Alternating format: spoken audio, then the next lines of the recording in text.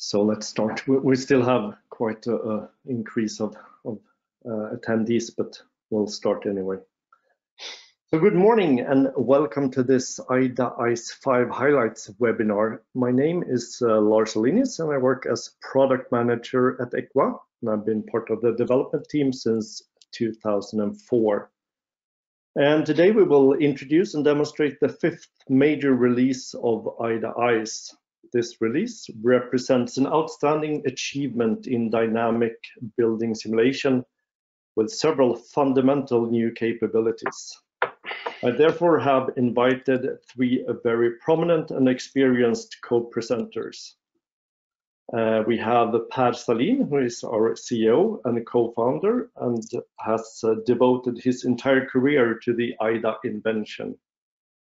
And Max Tillberg, who is CEO of our Swedish solutions company and one of Sweden's top consultants and IDA ICE users with decades in the field.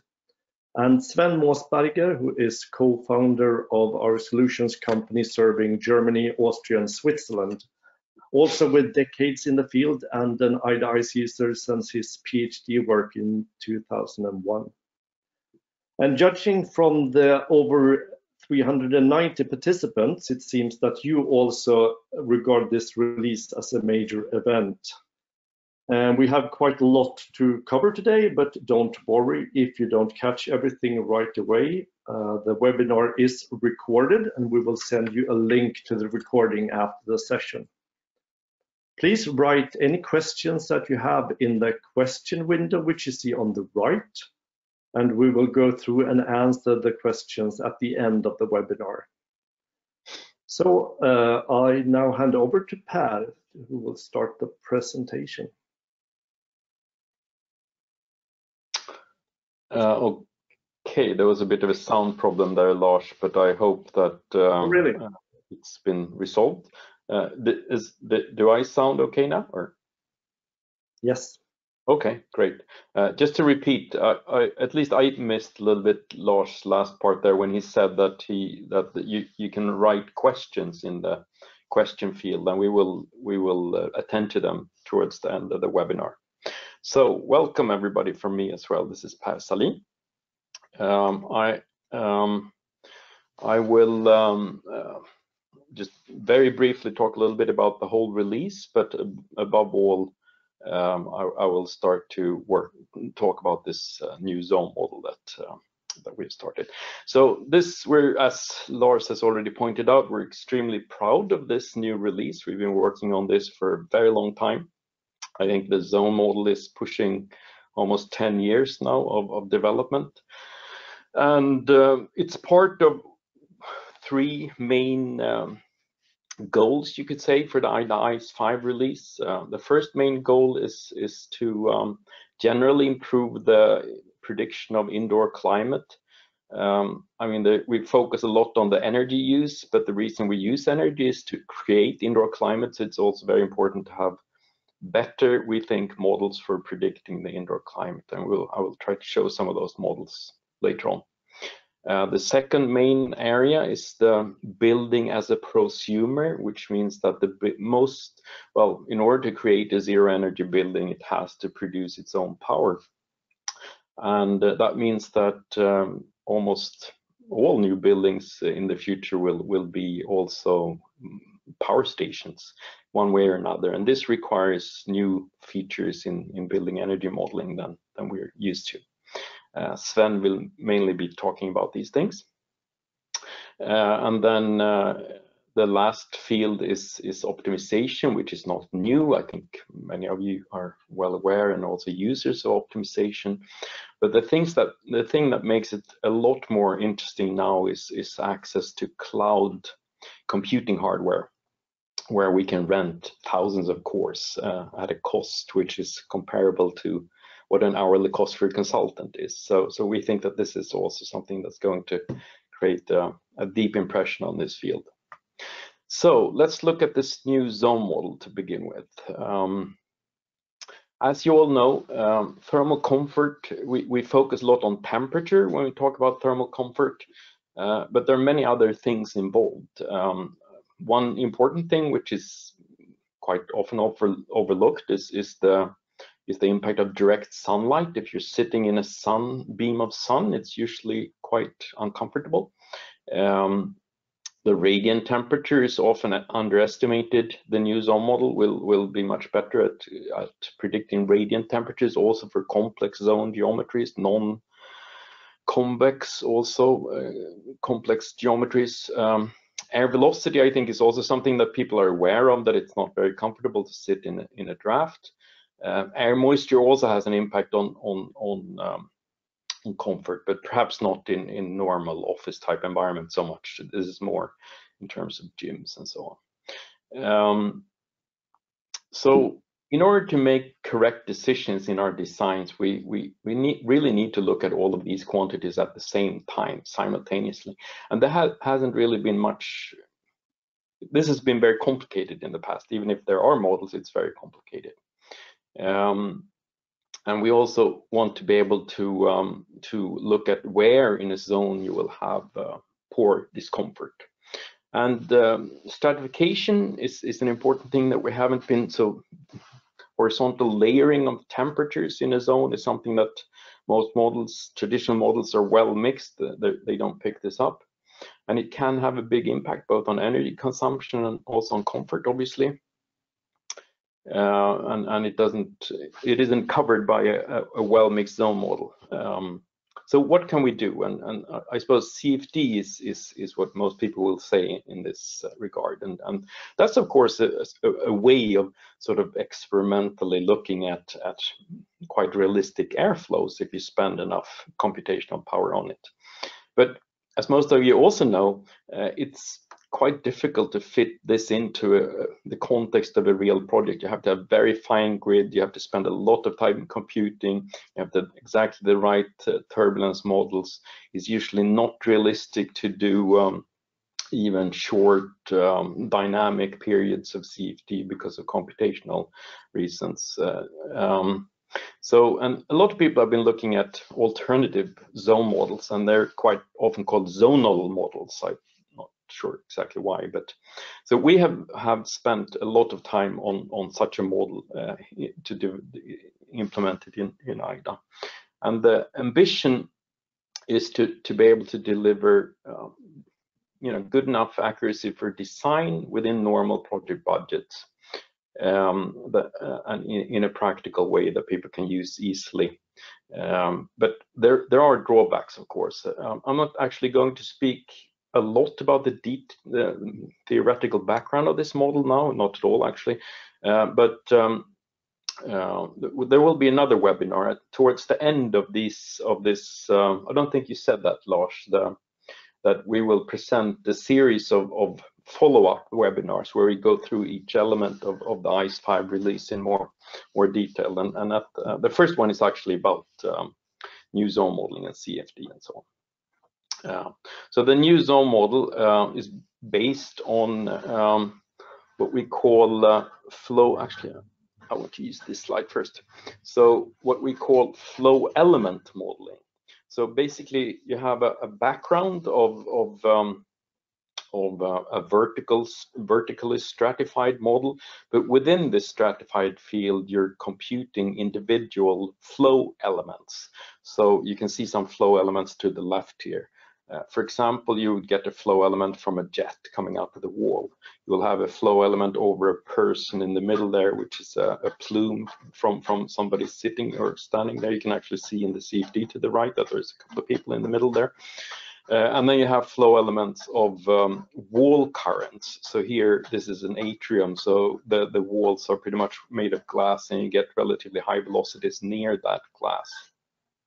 So you can see the new zone model to the left there with an ISO surface of 0.35 meters per second highlighted, and to the right you can see some CFD results for exactly the same thing. And this is computed using the ICE CFD module that we will not speak about today, but that we will bring up in this next webinar in a couple of weeks. And this is an open foam based CFD module, which is very easy to use from ICE. So this is an example of the same atrium, a summer day, where we can look at the stratification, and you can see that to the left you see the results from the zone model. You see some of the flow elements there. So these blue parts are the cold air coming out of those jets in this penetrating this plane that we're looking at here. And then you can see that the surface of the temperature surfaces are perfectly horizontal, like they wouldn't be physically, because as you can see to the right in the CFD results, they're a little bit vague, but that's due to the simplifications in the model. But you can still see that we're picking up the stratification and main parts of the flow quite well. So that's I will then go on and show you a little bit these models. Let's see, 11 minutes.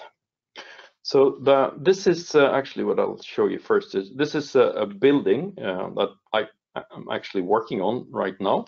It's kind of an experimental building. It has 100% glazing to the south. And in order to manage the impact of this glazing, there are these shutters here that will obviously be working as for solar protection. They will also be covered with PV, so they will, and they're movable, so they will follow the sun and pick up PV maximally. But the other thing also, which is not so common perhaps, is that they will close 100%. So they will sort of act like a fridge door when they're closed. So they will also help to protect the heat in the building.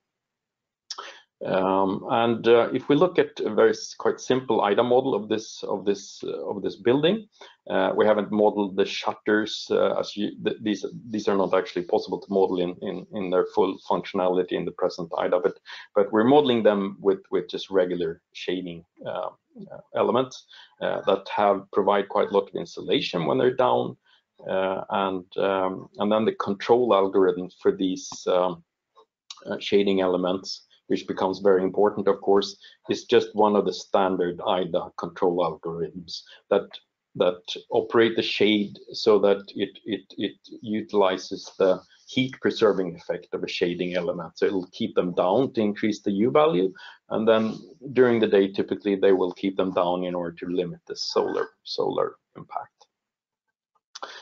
So let's look at so in the new zone model now, there is a feature to look at the impact of direct solar radiation on the operative temperature. And this is not on by default. It's a little clunky now in the first beta release to turn it on, but I will show you in case you wanted to try this. So you need to go to System Parameters in the outline mode. And then way down here, there is a parameter called op with shortwave, misspelled, I can see now. So this needs to be turned on in order to look at this effect. And the reason this is not on by default is because there are a lot of regulations and so on that are based on operative temperature that don't want to have this effect activated. So I'm just going to show you a little bit where you activate this new zone model in IDA. You go to the Advanced tab of the zone form, and you select Model Fidelity.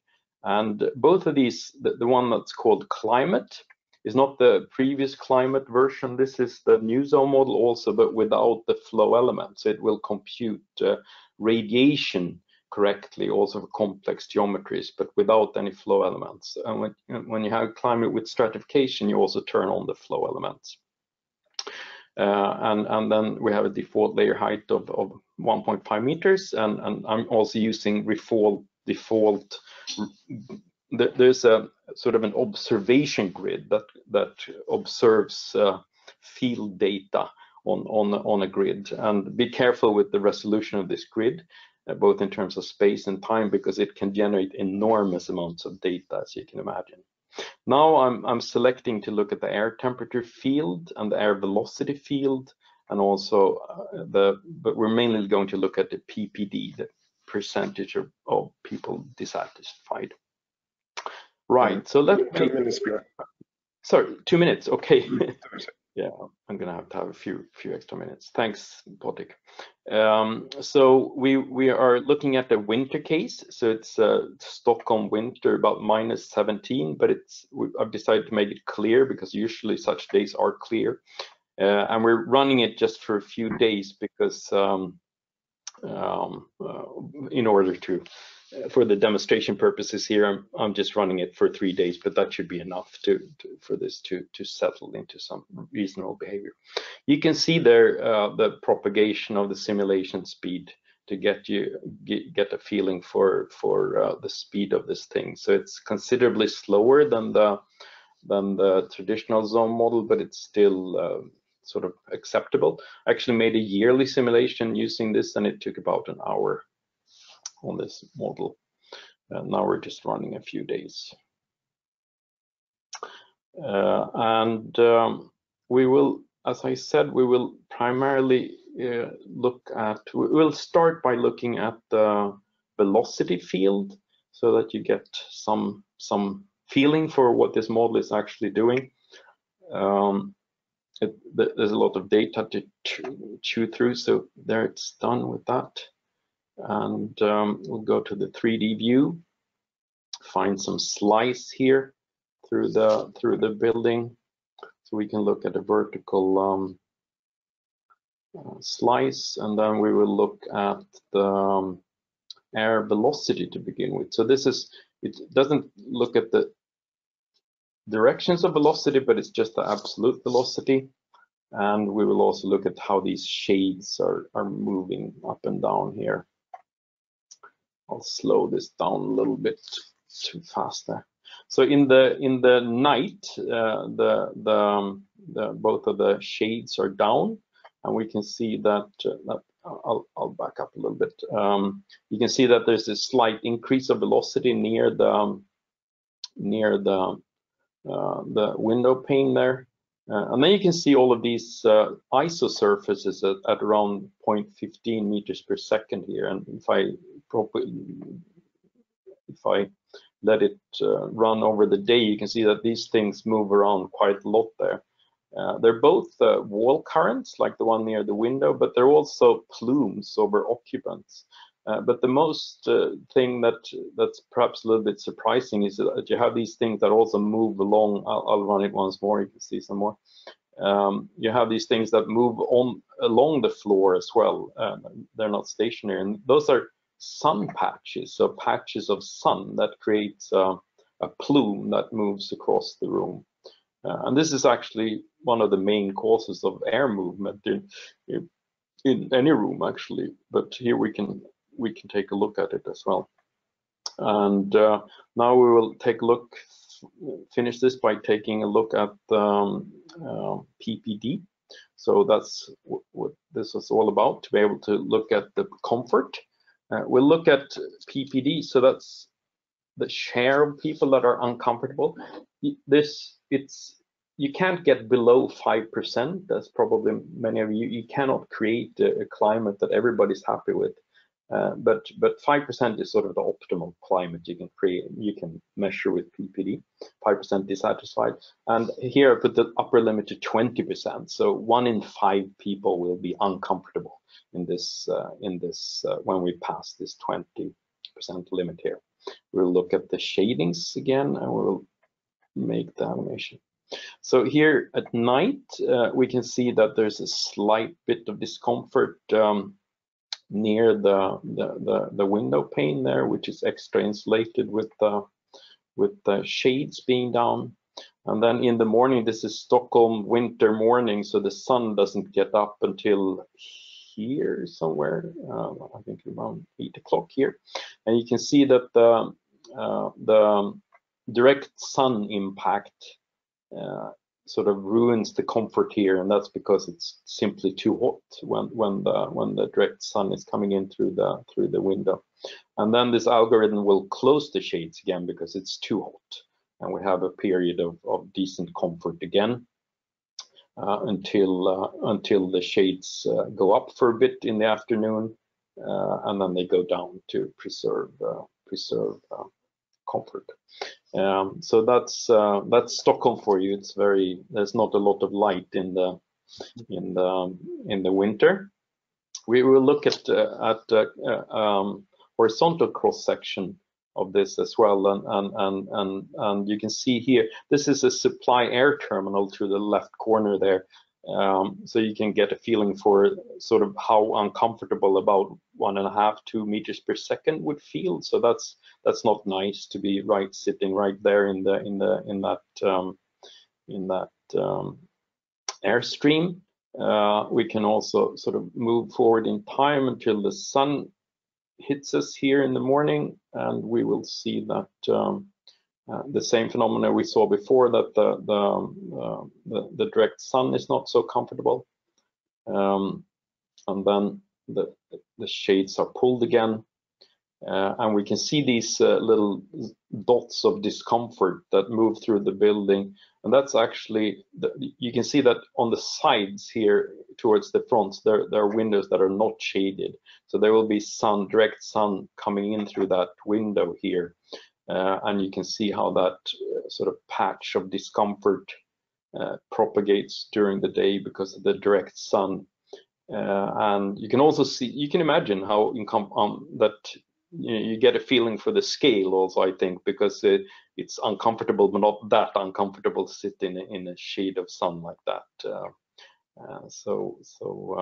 That I think that this is quite a good overview, both in terms of space and time of discomfort, and that's exactly what we wanted to deliver with this new zone model.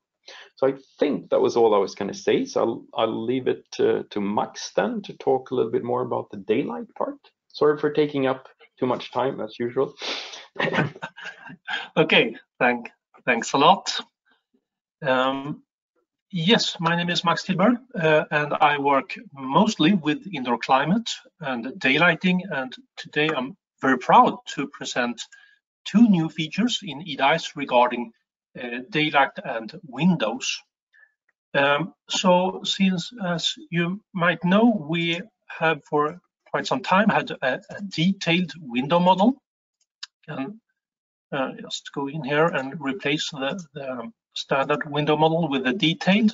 And the thing with the detailed window model is that we can model pane by pane, gap by gap, so gap by gap. So you have a window pane, you have some kind of air, and you have another pane, and you build it layer by layer, and you determine, or that this is actually for us for reference case. In reality, all these properties change. The U values, the light transmission, the G values, all these change dynamically when you simulate. So we have, and also we calculate the temperature and in each layer. So this is nothing new, but what happens is that the glass industry is developing really, really fast, and also the shading industry. So the windows we have today is definitely not the same as we had like 5 years ago, or even or 10 years ago. And the biggest difference, I would say, is that we have all these coatings and treatments of glass. And they behave very differently in different wavelengths. So for example, visual light, we usually try to transmit visual light, but the infrared and ultraviolet light is usually reflected or absorbed in the windows. But we also have different development. We have electrochromatic glass and different other very exotic products. And they are very efficient, these products, and very popular. So I would say that to benefit from these, you need to look at every single wavelength to see what's happening. And of course, this is complex, so we need data.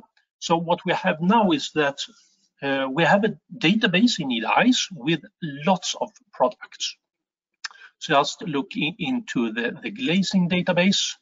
Now we have all major glass manufacturers on board, and most of them are in this database. So for example, we have the complete construction. Here is for example, from Pilkington and Saint-Gobain, and we have also electrochromatic glass. And we can pick one of these. This is a highly selective glass. So we see here that we have the light transmission is 63%, and we only get 30% energy, solar energy through this glass, the G value, solar heat gain coefficient. And we could, so if we simulate this glass, we get these properties, and to look into detail, we have developed a new report, and this it looks like this. So we can, make it a little bit bigger. So we can scroll down and see what happens inside the glass. We see the temperature distribution and also these spectral properties. So we see here this is the visual wavelengths, that we have lots of transmission, light transmission, but here in the non-visual wavelengths, we have almost zero, or it is zero transmission. So let's add an integrated shading, maybe an interior roller shade. And here now we have also lots of manufacturers aboard that provides us with measured spectral data. We can go in here and maybe find some highly reflective metallized shadings. Just pick one in the list. I go with this one, Ferrosol, with a reflectance about 75%, I guess. And we look at the report. And usually, when we used to look at these products, maybe we get a reduction of 30% at best, I would say. But now, if we look at these spectral properties, we see that the glass itself is very you can reflect the light through the glass out again, since it's so have so much transmission in the visual wavelengths. So we see here that without the shading, we have a G value or solar heat gain coefficient of 30%, and with it about 15%, even less. So we have a reduction of 50% with these products when we look at them at different wavelengths. If we would have used the old model, we can do that quite simple by just changing one of the panes to a non-spectral pane. We can see that with this little symbol on the right, lower right, this is some kind of rainbow. So now we have a non-spectral glass, and if we combine a non-spectral glass with spectral panes, we get a non-spectral simulation. So you remember that before we only got a G value of about 14.5%, and with the old model, this would have given us a G value of 18%. So it's a huge difference between calculating spectral with spectral properties and non-spectral properties. And the same goes with the glass. Now we actually overestimate the G value of the glass, since the second pane or third pane does not know that this light was already reduced in the first pane. So this is a very important aspect if you want to work with these modern glazing. And as I said, we have lots of new products. We have these switchable panes, for example, electrochromatic, and we have other very innovative. Yes. The second thing I would like to show you is the climate-based daylighting. And usually when we come to daylighting, we are talking about daylight factor and maybe a point-in-time illuminance. And the reason for this is, well, it has been very demanding to simulate dynamic daylighting for entire years. But to our rescue, we have a method called three-phase method in radians that we have implemented. So what we can do now is to look at the actual illuminance hour by hour for an entire year, integrated with control signals. For example, the shades can go up and down, the sky varies climate-based.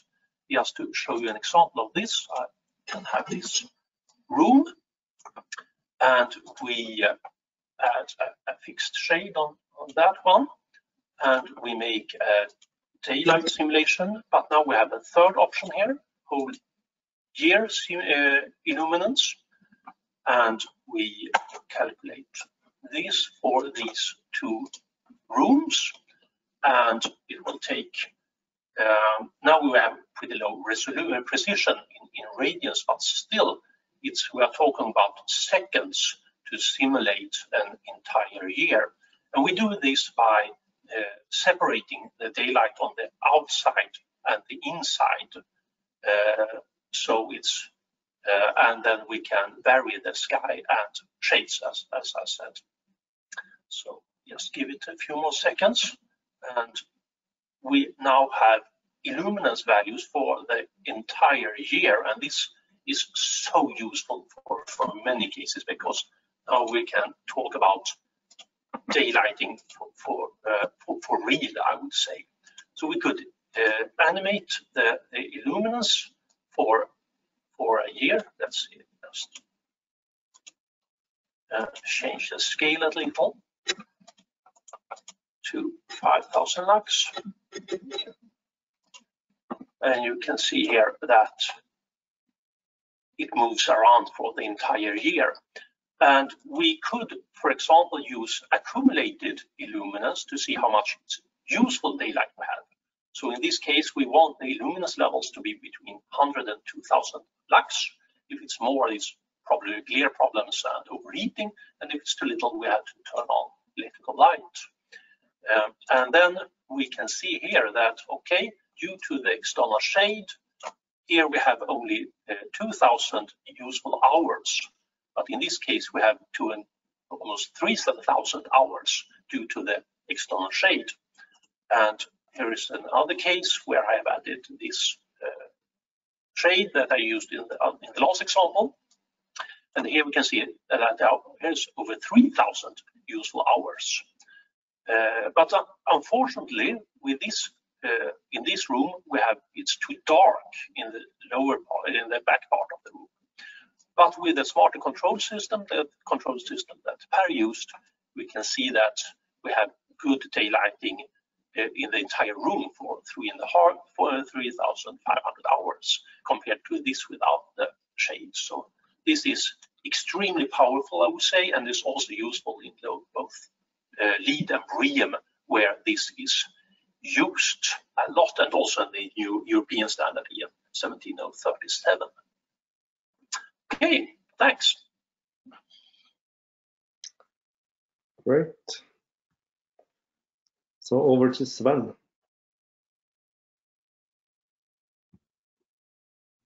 Maybe you can turn off your webcam. I think we're experiencing some sound problems, and I think that maybe we will use the bandwidth for sound rather than.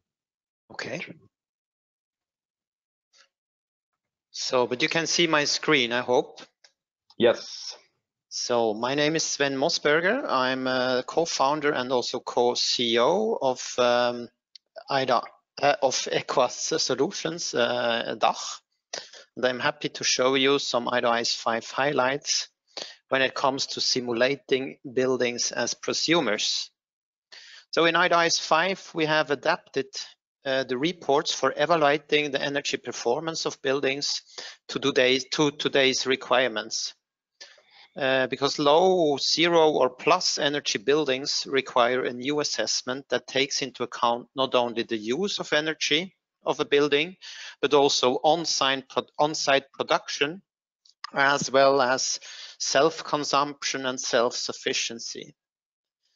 The new IDA's energy report and metering framework follows ISO 52001, which goes beyond the usual consideration of primary and delivered energy, as we know it from IDA 4.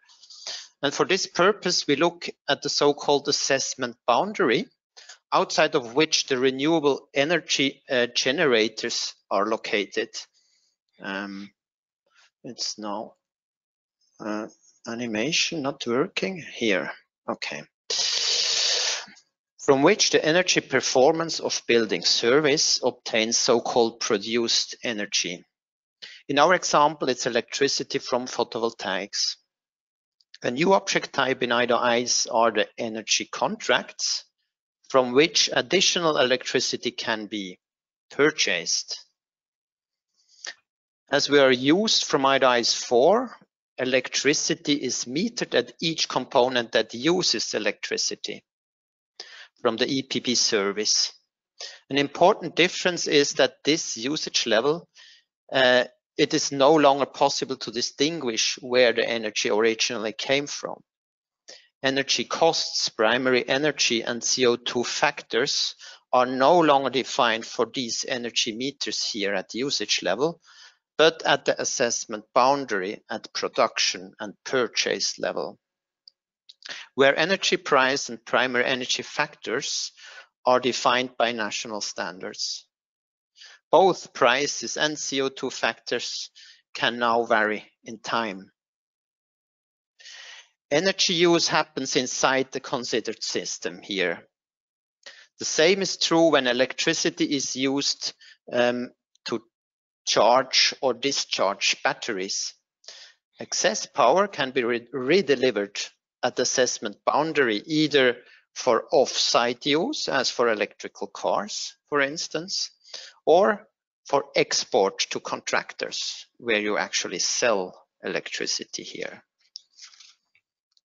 to the grid provider.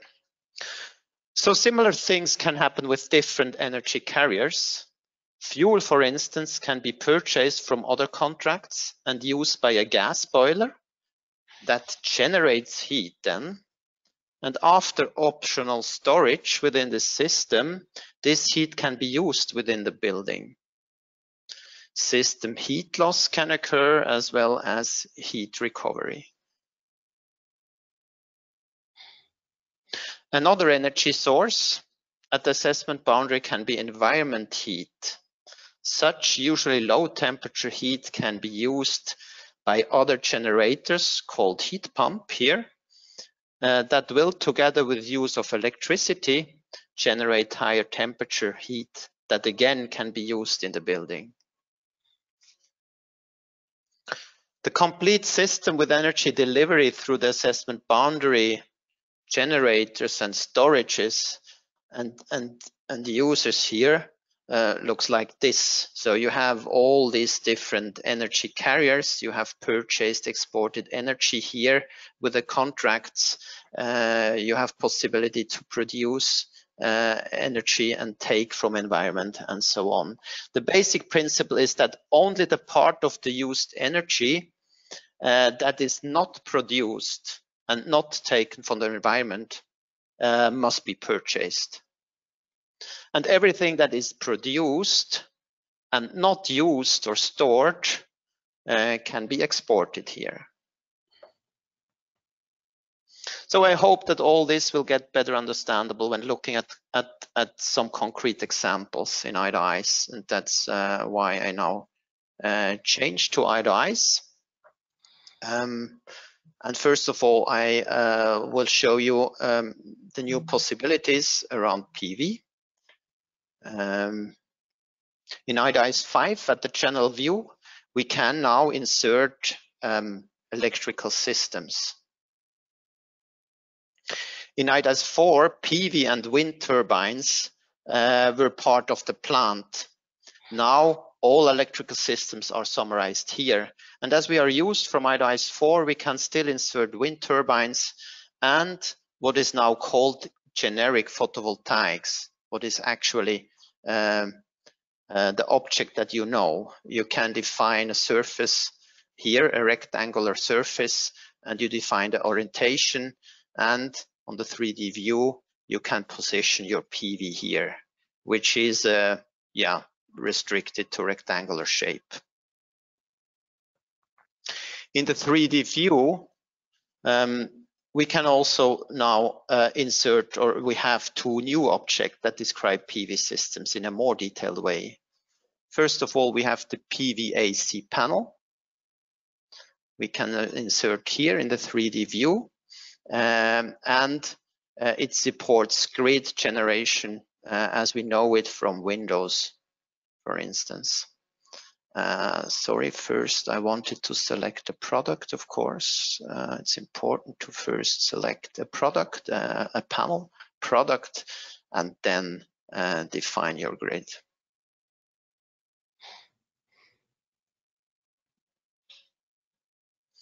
The other object, the PV panel, it's called here, represents a DC panel only.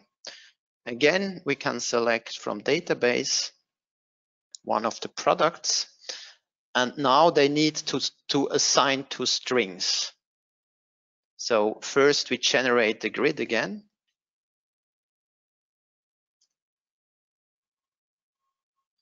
And then we can define PV strings here.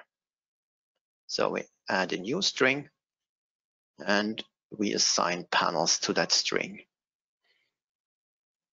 And the strings are also connected to inverters, where you again have a selection of products like this. And in this way, you actually are able to mount PV panels on any surface of the building, as you can see here in this model. PV within double sheet facades are not yet supported. That's one of our future plans in the development. Yes, but now after a whole year simulation containing both heat generation and use as well as electricity production, we can now open the new delivered energy support report. And we can see here more or less what I explained at the beginning. This graph shows all kind of electricity use here in the building in positive. It's a bit hidden here with this bar that shows that subtract the use. It's actually considered in negative here, the PV production, mainly in summer, and the CHP generation here in winter when heat is produced and electricity is co-generated. Yeah, and the difference here, this curve here, represents in what period you can more or you have to purchase some electricity in the balance, and in winter you are able to export some electricity. The second graph then shows purchased and exported electricity, and the difference curve here is actually the same as here up here. It's the so-called total energy performance in the ISO standard. The same graph for fuel are a bit less interesting, as here we simply have to purchase what we use, and that's why both graphs look the same. The same. Sven, this is Per. We're severely running out of time here, so maybe you could speed up a little bit. Yeah. Well, speed up is difficult, but I can skip a few things if you want. Yeah. Okay, but let's go on with another example here. When I now have this roof available for photovoltaic, I can run a whole year daylight simulation first. That's what I did, and I now can visualize insolation. Whole year insolation, just in order to see where I have what amount of sun radiation on this surface, and I can see that the stringing rather needs to be done in this direction and not in this direction. So, and that's why I set up here an example with different stringing. So if I now have a PV mounted like this, I can string that in different ways. And once I decided for this stringing, which should be rather less optimal, and another stringing option is this one here. That should actually be more optimal because the well insulated parts are together and the shaded parts are together.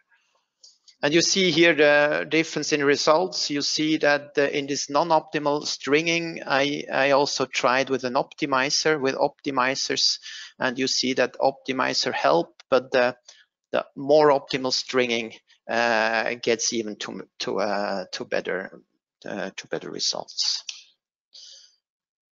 Yes, with that, I can hand over to you, Per, for the plant modeling. Yes, thank you. Actually, the plan was now to show the improved plant modeling features. I think, unfortunately, we've been using too much time. So I will very, very briefly talk about this and not really show you much in detail in order to save some time, and then we will return to Sven about optimization issues that are, I think, perhaps more exciting. So in ICE 5, the plant is always on the standard level. It's always like, or by default, an ESPO plant. But in terms of functionality, it's the same as it was in the ICE 4 plants. You have a boiler and a chiller form that look exactly the same as they used to, except that they are presented in this ESPO view. One neat thing is that we also now have, if you pull in an advanced heating system, you can have multiple heat delivery circuits to the zone. So this is to the building. So this is one circuit. I can add another circuit just with the constant temperature to keep it simple. And then, so that creates, so if I then open the zone, and for example have a radiator in the zone, I will then in each using device, so to speak, be able to select what heat distribution circuit to hook up to. This works for both cooling and heating, obviously. So that's a really neat feature. Then there are quite a lot of new components, and primarily I want to talk about the brine to water, or the new set of heat pump models that are variable speed heat pumps models based on these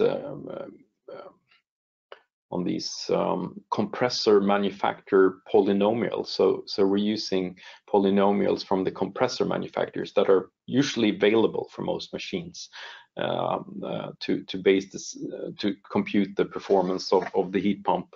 And that means that with only a few measurement points for the real machine, you can actually get very good performance over the whole range with data that the heat pump manufacturers are quite often reluctant to release to you.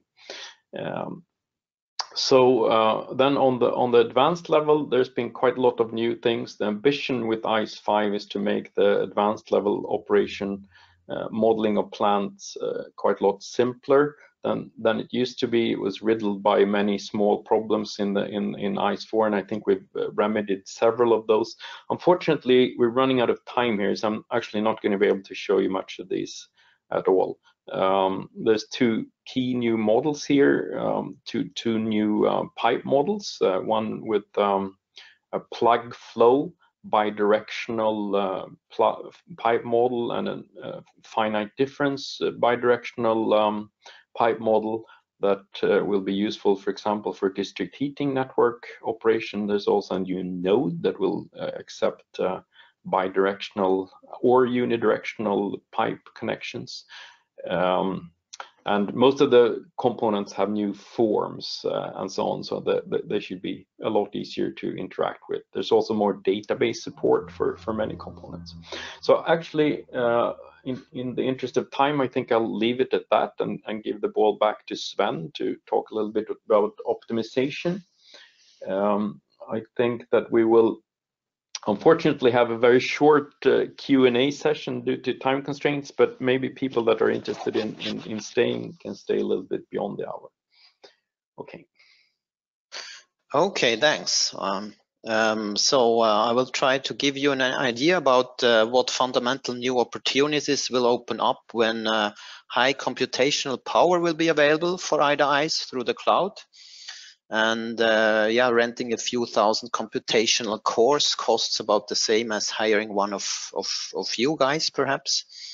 So we already had the powerful feature of parametric run in version 4, but with version 5, we will get even more really nice features in it, and that's where I want to concentrate.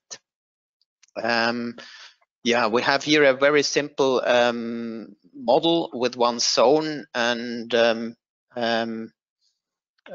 with internal loads, mechanical ventilation, idle heater and cooler. And my task is to find the optimal overhang dimension here with lowest possible total energy consumption for heating, cooling, ventilation and lights. For this, I insert a new parametric runs. For those who did not see that yet, I call it overhang like this. And I insert the width of this overhang as a planning option. Like this, I give a range between 10 centimeters and 2 meters. And I give a resolution of 10. That means that I can run 10 cases with the run all option here. But first I need to have an output as well, of course. So I go to my result summary and I take this total delivered energy and add it to my parametric run as the output. And with that, I can run all here. I can do a brute force simulation or parametric run study. I will go to results here and put vertices to x-axis and my results to y-axis. And here you will soon see results occurring. What you can see here that these runs these simulations are now run in parallel. And that's why I mentioned this cloud computing. Now I have 10 cores available in the cloud. Of course, you will have a much higher number available.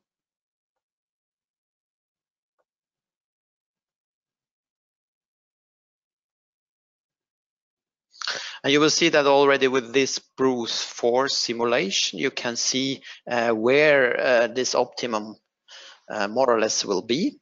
But of course, when you have then more than one option and more than one objective function, I will show some examples in this direction. This brute force will take much too much time because now we have 10 simulations, but with more planning options, this number will rise in very high numbers. I can do the same run now with optimization, just to show you the difference here. So in IDA-Ice 4, we had only the GenOpt option. Now we have this Automo option, and you will see that this Automo option, the main advantage is that we can use multi-objective optimization. Now we have single objective here, but still we can use the advantage of that this optimization routine, it selects automatically the optimization algorithm. So I did not yet change this one. 100 runs is too much now for the presentation. I will run 20 runs and show what happens here.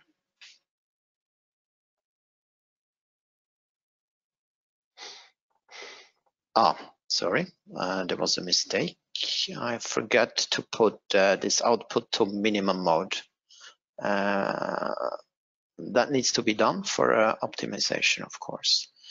So that the optimization routine that knows that he has to find the minimum and not the maximum or something else. So that's still the old result. It will change as soon as we have new results with this. And we will see that now at the first run, the algorithm selected 6 different parameter selections rather randomly, as you see here. And the same will happen in a second generation of this algorithm, of this optimization process. But you will see that in the third generation, this routine will start looking really at the region where the optimum occurs. So I hope we will soon have this second generation. You see the second generation was bigger than the first one. And the third one, I think, will even be bigger. It will now select all 10 cores for the third and last generation. You can even see here that something happens. We do have something like a local minimum here, and that's what the optimization routine will now investigate further. So there will be many cases in this region, and we will find the final solution soon. Meanwhile, Sven, we can mention to all of you participants that need to leave in 3 minutes if you have another meeting. We are recording this webinar, and we will continue on with those of you that can stay. We hope that as many of you as possible can stay, but you will be able to watch this recording afterwards. Yeah, thanks, Lars. So this is what we have out from 20 runs. I did the same with 100 runs, and you will see that actually at the end it will look quite similar. So you will then, after 100 runs, definitely see where the optimum is at the end.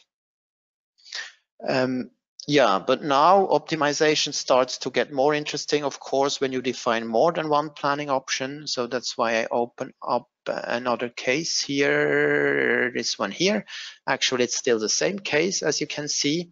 But here we define more than one planning option. So I still have the overhang depth, but I also have window height and window width here. And what I did here, I run a Monte Carlo simulation that selected randomly 100 different parameter selections. And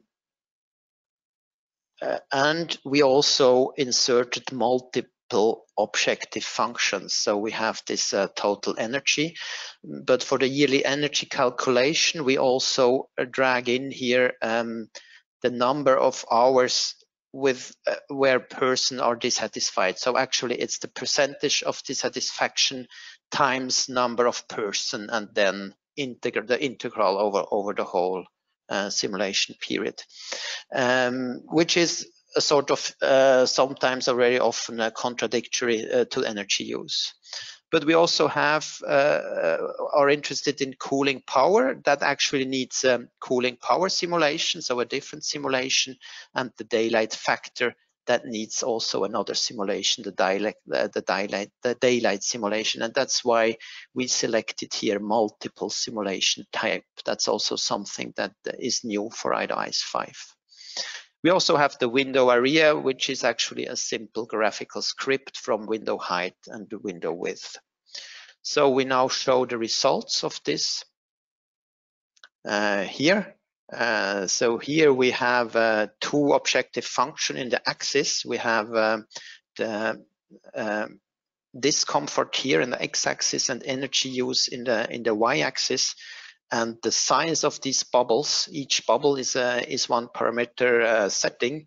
The size of it is the overhang depth, and the color is the window area. And you see already here where the big window areas are, where the small window areas are, but it's not yet obvious where this optimum line actually is, that what we call the Pareto front. You might have heard this. So actually we want low energy, we want low discomfort, and this is actually somewhere here.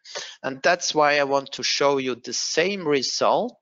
This is actually the very same parametric run study here, but we have two minimum optimization rows here, and we did not run a Monte Carlo, but we did run the same number of simulation with optimization. And this then looks like this. So at the first glance, you think it's less dots here, but the dots are all in the same region, and they are smaller, of course, because along this optimum line, it is obvious that we have a small overhang here only. So you can find here the optimum along this Pareto front with the same number of simulation, and you can clearly see the advantage of this. Yeah, I wanted to show you another result presentation of the same cases. So you have this explore button that will show up a parallel plot here, and parallel plots, for those who did not see that yet, so we have 100 lines here, each line representing a parameter setting, and to the left we have the planning options, so the input of the parametric runs, the overhang depth, the window height and window width, and to the right we have these outputs. So we have the energy here, we have cooling power, window area, daylight factor, and the discomfort. And what we can do now, we can filter these. So I can have a look at the low discomfort cases only, but I also want low energy use, and I will then find the region of window area, and the same window area, of course, can be obtained with a high height and a low width, or with a low height and a high width. You can see it here. But also we have this overhang depth that we can see the optimum is at low overhang depths. It is again interesting to compare these parallel plots with the same in the optimization case. Actually, also here you can open these parallel coordinate plots, and you see that you can immediately actually see this optimum, where the optimization routine was looking for the optimal case. So you can see here that actually it must rather be better, probably for comfort, if you have high windows and a smaller width, even because there are more cases here. Sometimes you even think that you can find some local optimas here somewhere if you select low energy, and you can see that you have two groups here of like sort of optimal cases. That's also interesting and might be an object for further investigations.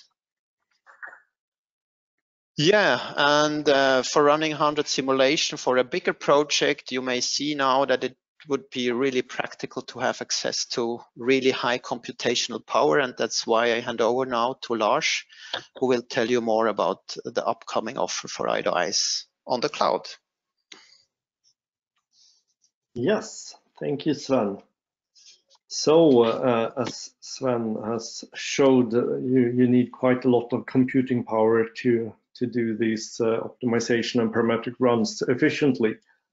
And partly for that reason, we have decided to make an IDICE in the cloud, and this is what we have to offer. We want to offer a monthly subscription, which includes a single IDICE expert session in the cloud, which is run through a web client, and so you don't need to have anything installed, of course. You get an unlimited single core simulation runs, unlimited amount of single core simulation runs. You also get a free amount of CPU hours for batch runs in EQUA pools.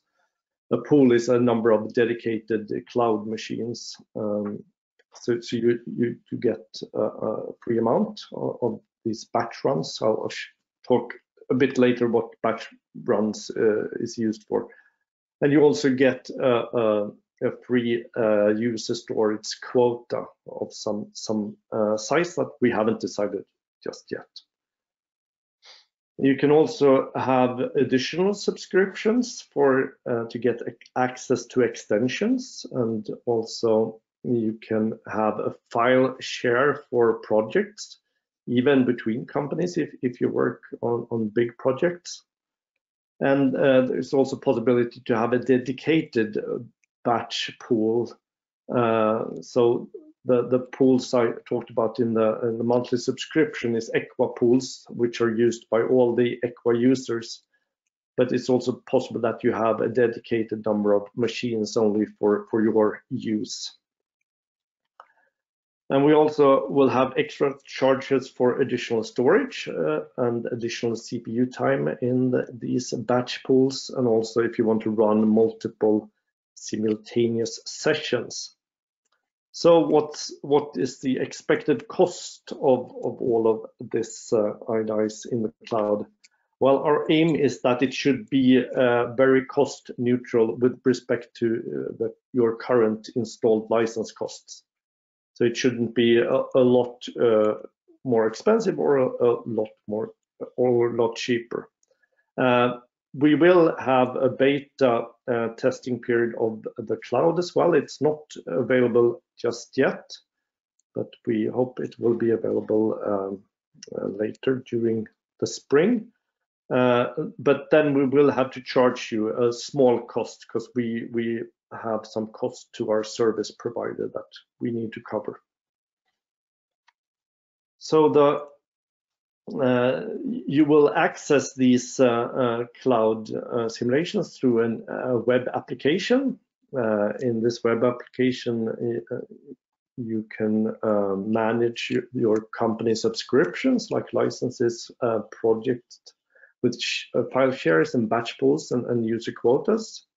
You will be able to transfer files from your installed IDICE session to a user's folder on the cloud machine, and vice versa.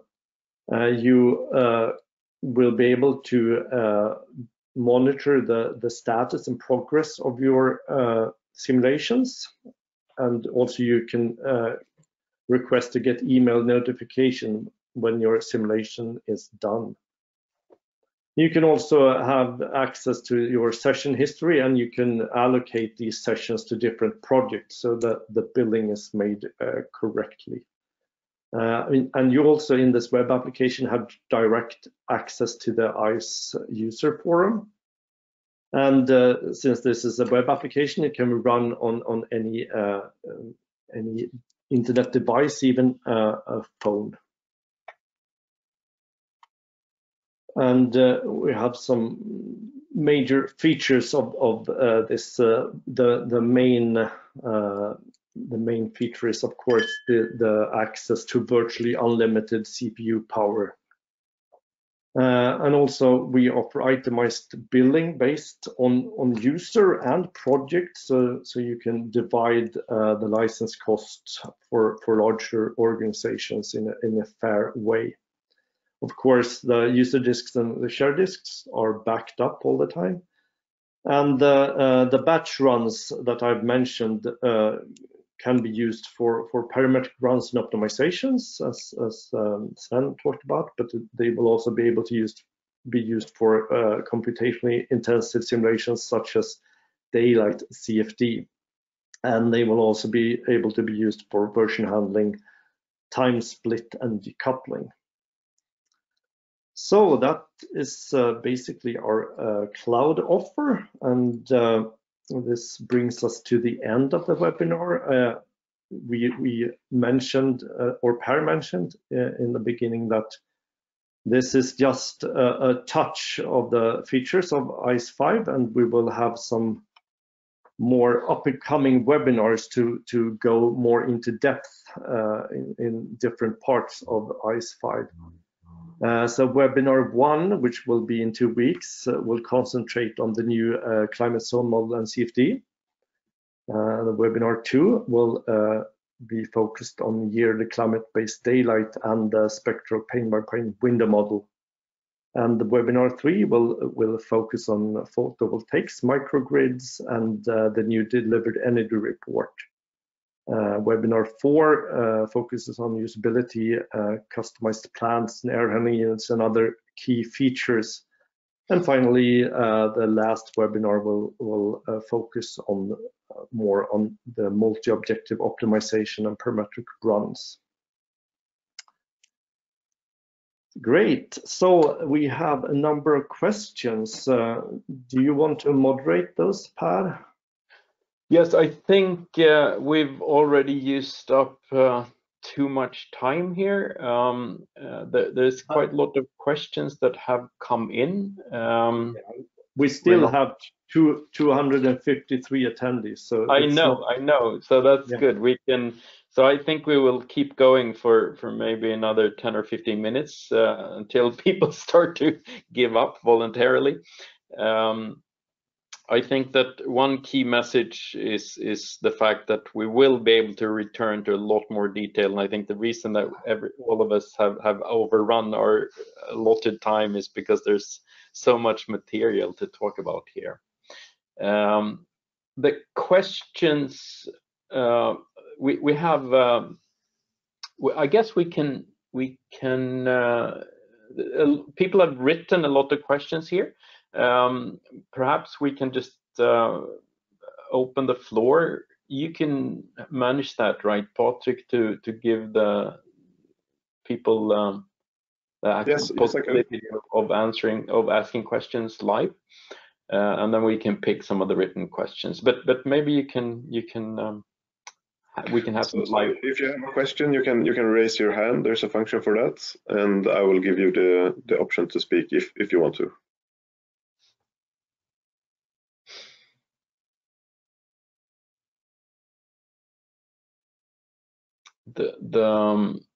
So let's see, we have some. Actually, Max, you've been looking mostly at the questions here, answering most of them already.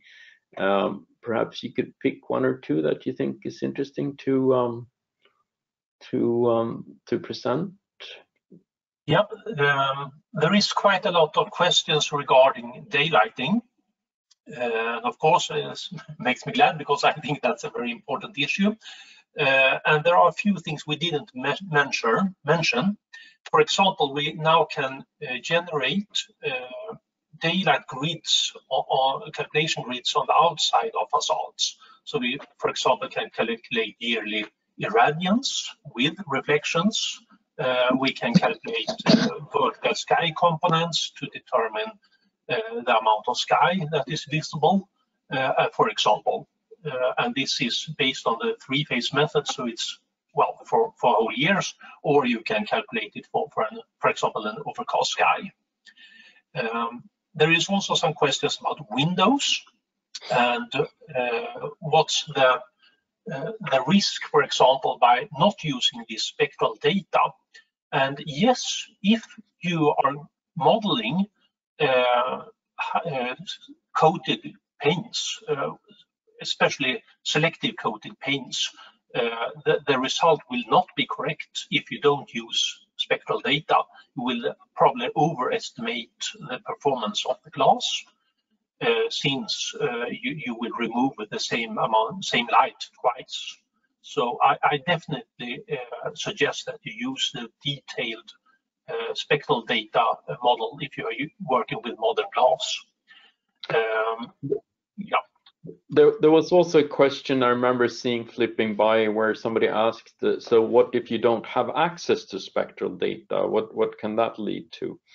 And I think the short answer to this question is that for modern constructions where you have more than one layer that has a distinct spectral selective behavior, you actually need to look at it spectrally. But if you only have one layer which is spectrally active in the combination of the window and the shade, then it's quite okay to use a non-spectral method still. We have a raised hand here. So we have Mark Labros from NCC. So I'm going to give you the option to ask your question now. If you want. Oh, thank you very much.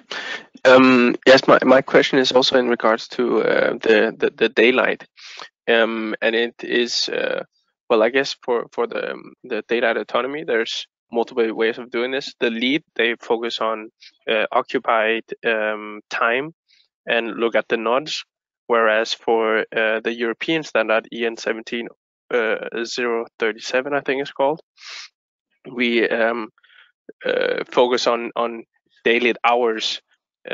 Is it possible at this point in time in EDIs to change the calculation grid so that it will fit to the European standard rather than the lead? Yes, what we do is that we calculate the irradiance, the illuminance for all the grids or the year, and then we do a post-processing right after. And this is an open script that can be edited. And we have a number of pre-made scripts. And the problem with daylighting is daylit hours is you need some kind of, you need to know when it's daylit. So you need some kind of set points. The illuminance should be maybe over, let's say, 50 watts, 50 lux or something like that. And then you can make such a script your own, and it's right now it's written in MATLAB code. Okay. So you wouldn't be able to have the graphical results. You would only have the numbers and not the graphical. Yeah. No. So it will generate a new variable that you can log in 3D. Okay. So the list will expand with these new variables that you add. Oh, sounds nice. And in principle, Max, you can also extract scalars to make integrals over surfaces and so on with that type of script, right? Yes. So we can get the area, for example, and also you need to realize that EN 17037 and the LM83 American standard aggregate time and space differently. So so you need to look into that as well.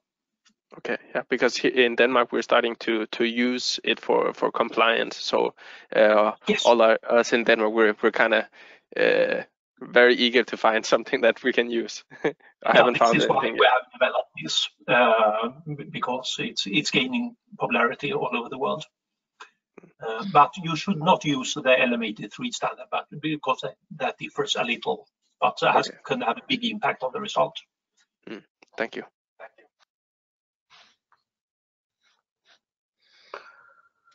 Right. We have no more raised hands at the moment. So another raised hander? No more raised hands at the moment. Yeah, right. So yeah, we have.